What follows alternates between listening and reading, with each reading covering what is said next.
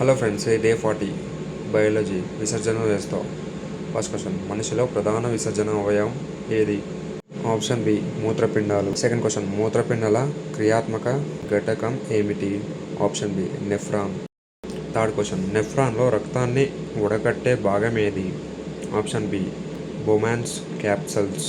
Fourth question, మూత్రంలో ప్రధానంగా ఉండే వ్యర్థ పదార్థం ఏది? Option B urea. Fifth question, మూత్రాన్ని మూత్రాశయానికి తీసుకెళ్లే నాళం ఏది? Option B ureter. Sixth question, నెఫ్రాన్లో పొడవైన యు ఆకార భాగం ఏది? Option C loop Henle. Seventh question, మూత్రంలో గ్లూకోజ్ కనిపిస్తే ఏ వ్యాధిని సూచిస్తుంది? Option B diabetes. Eighth question, మూత్రం పసుపు రంగులో ఉండడానికి కారణం ఏది? Option B urochrome. Ninth question, మనిషిలో సాధారణంగా ఎన్ని మూత్రపిండాలు ఉంటాయి? Option B 2. 10th క్వశ్చన్, రక్తం నుండి వ్యర్థాలను తొలగించే ప్రక్రియని ఏమంటారు? ఆప్షన్ సి విసర్జన.